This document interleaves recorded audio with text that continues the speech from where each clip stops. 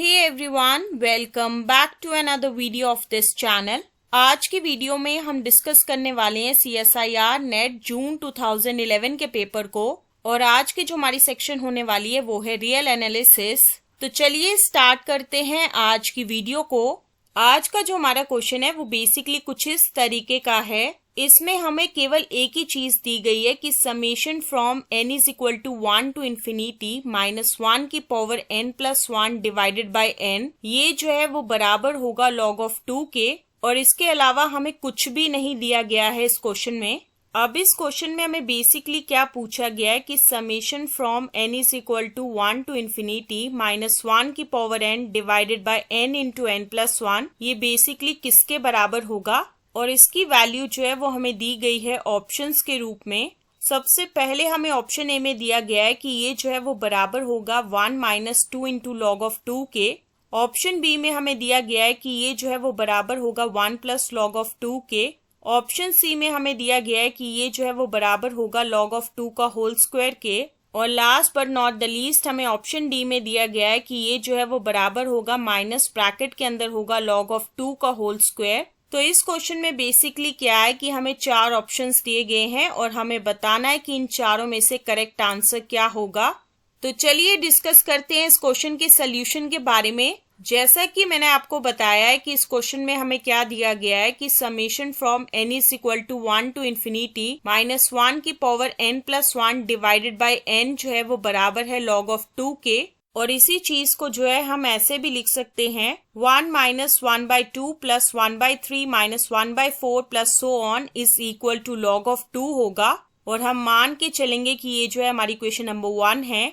और जब हम इस इक्वेशन 1 में इस 1 को जो है ट्रांसफर करेंगे लेफ्ट हैंड साइड से राइट हैंड साइड की तरफ, तो उसके बाद हमारी इक्वेशन 1 जो है वो कुछ इस तरीके की हो जाएगी -1/2 plus 1/3 minus 1/4 plus so on is equal to होगा log ऑफ 2 माइनस 1 के। और हम मान के चलेंगे कि ये जो है हमारी इक्वेशन नंबर 2 है।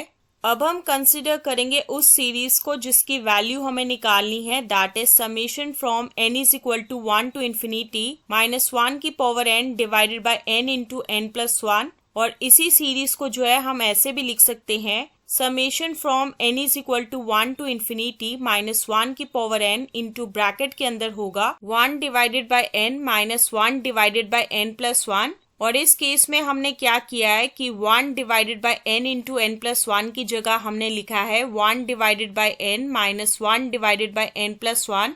अब आप ये सोचे होंगे कि कैसे हमने 1 divided by n into n plus 1 की जगह लिखा है 1 divided by n minus 1 divided by n plus 1, और जिसका प्रूफ जो है वो कुछ इस तरीके का है।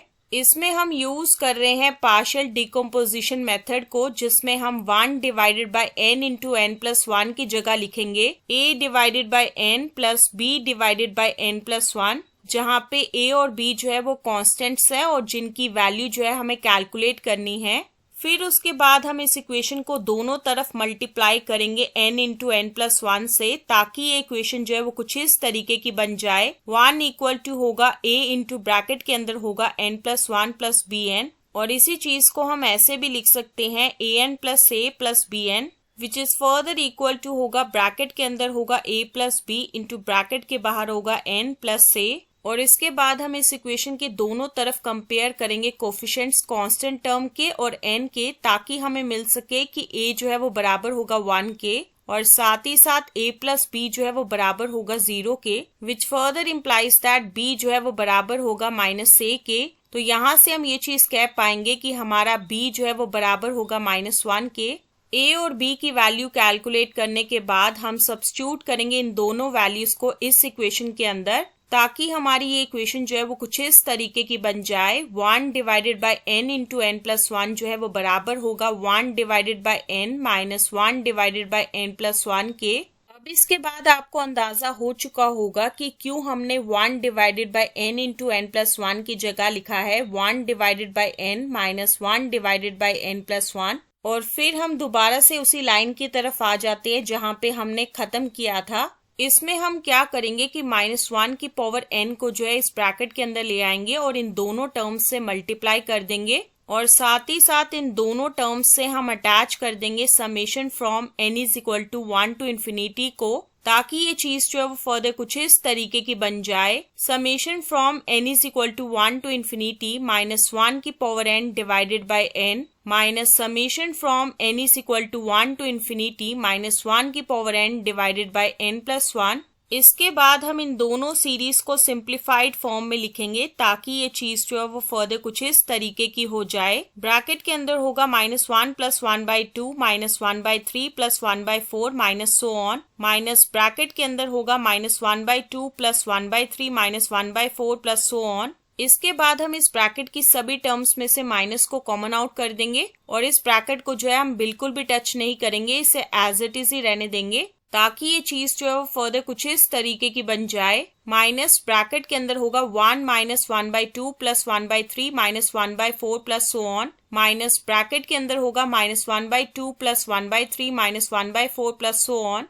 इक्वेशन 1 से हम ये चीज कह सकते हैं कि ये ब्रैकेट जो है वो बराबर होगा log ऑफ 2 के, और साथ ही साथ इक्वेशन 2 से हम ये चीज कह सकते हैं कि ये ब्रैकेट जो है वो बराबर होगा log ऑफ 2 माइनस 1 के। तो उसके बाद ये चीज जो है वो फर्दर कुछ इस तरीके की होगी, minus log of 2 minus bracket के अंदर होगा log ऑफ 2 माइनस 1। फिर उसके बाद हम इस -1 को जो है इस ब्रैकेट के अंदर ले आएंगे ताकि ये चीज जो है वो फर्दर कुछ इस तरीके की बन जाए, minus log of 2 minus log of 2 plus 1 which is further equal to होगा 1 माइनस 2 log ऑफ 2। तो इस पूरी डिस्कशन से हमें ये चीज पता चल रही है कि summation from n is equal to 1 to infinity minus 1 की power n divided by n into n plus 1, ये जो है वो बराबर होगा 1 माइनस 2 इंटू log ऑफ 2 के, और ये बात जो है वो मैच कर रही है हमारे ऑप्शन ए से। तो इसी वजह से जो है ऑप्शन ए जो है वो आंसर होगा इस क्वेश्चन का। और इस क्वेश्चन के सोल्यूशन के साथ ही हम एंड करते हैं आज की वीडियो को और मिलेंगे नेक्स्ट वीडियो में नए क्वेश्चन के साथ। So stay tune for the next video.